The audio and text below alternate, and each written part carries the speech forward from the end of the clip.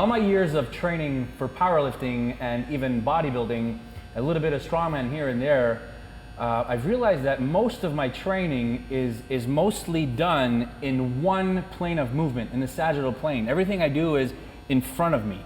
I pull, I push, I squat down facing forward, I deadlift. It's always in the sagittal plane. And what I've realized lately is I've actually developed quite a lot of pain in my lower back, in my erectors, in my QL.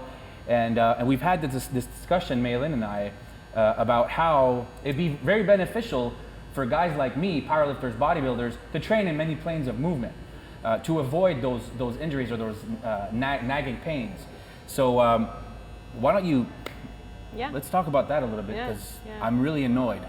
It's bothering me. Definitely, whenever you're training for something really specific, there's always some importance in intentionally limiting system variability. So for example, for you, what you do is in the sagittal plane, and you're going to train in the sagittal plane because that's what's going to be functional for you. And at some point, that's where you need to be most effective. And you don't need the other planes, so you can limit them for a certain time. But I think there's an optimum to that. It's probably a little bit of an inverted U curve where you can limit your variability and limit your work to the sagittal plane for some time and become very effective and have optimal performance to an optimal, and then performance starts to decrease, or you start to have so little variability that you no longer have adaptability. So now you're losing, I talk about degrees of freedom, so you're losing those areas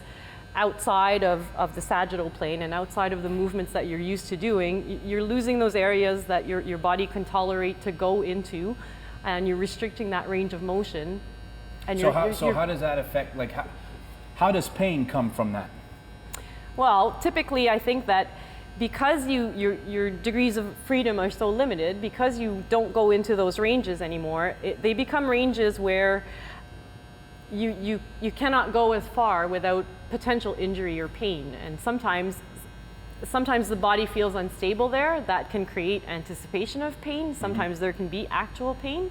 Sometimes it's just that rigidity. So we talk about the opposite of mobility being rigidity, and it can be voluntary if when you're bracing for a deadlift, it's braced rigidity. You're voluntarily limiting mobility.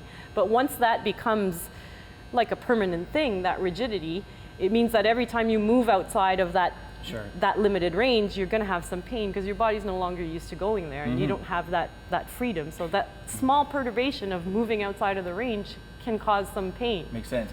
A lot of times we hear that debate between mobility and stability. I think in my experience and what I've heard and read over time is a lot of times when the body stiffens up like that, it's actually not because it's not loose enough, it's actually because it's too weak. And because you don't train that muscle in that particular range of motion, the body says, hey, you don't want to go there because you're too weak to go there. And if you go there, you might snap. So, and we take back a few steps and we strengthen that muscle, and then all of a sudden the pain is gone and the range of motion is there again. You're going to create instability in ranges where you have too much mobility, and you're also going to create instability in ranges where you have too little mobility, right? Because you're not going to have, your body won't let you generate strength in that position because you can't get to it. Or your body doesn't have the ability to generate strength in that position because you never go there and generate strength from there. So it'll be either or, right? So what would be your approach?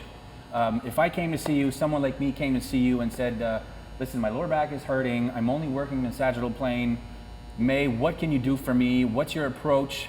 If we talk about specificity, getting closer to a meet or a competition or whatever it is that you do as a strength sport, what would be your approach, let's say, on a 12-week basis? I don't know that I would train your degrees of freedom if you're in your competitive phase.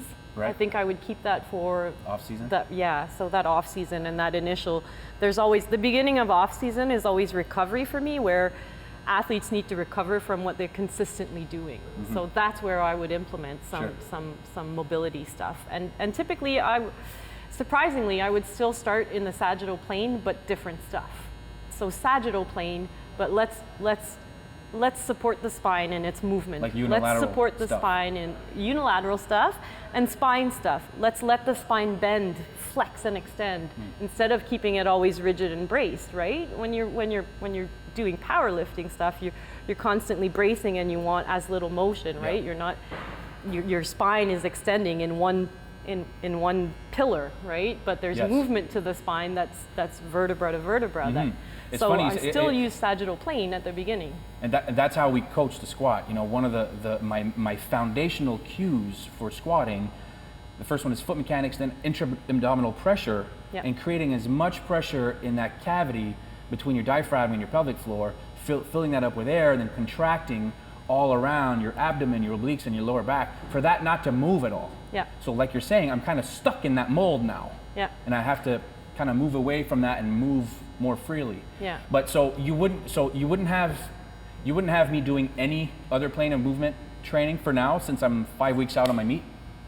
No, Or because I have pain, probably. would you kind of throw some stuff in there in my training? I might throw some stuff that won't feel too different for you.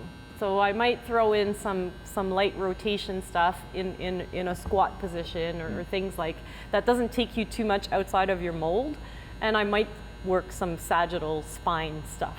So some flexion and extension, some rolling, some hollowing, stuff like that just to mobilize your spine a little bit. And would you throw it in as like a warm up, or would you use it as a filler between exercises, or have an actual day just focused on that? How would you I plan would that? more likely put it in the warm up than as a filler, just because you're going into a bracing movement. So I don't want to put a filler in there that's mobilizing your spine too Okay. much. I don't think it would be ideal.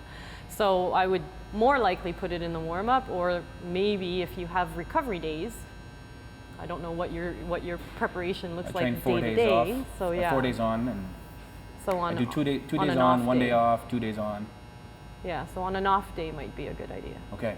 Yeah. Nice, thanks, May. So there you have it, guys. If you're a power lifter, a bodybuilder, or do any other strength sports, and just take a look at your training, take a step back, look at your training, try to analyze that, and see if you could add some other plane of movement work in there. Because if you're like me, you're gonna develop some pain, some nagging pains here and there that could develop in more serious injuries. So thanks, May.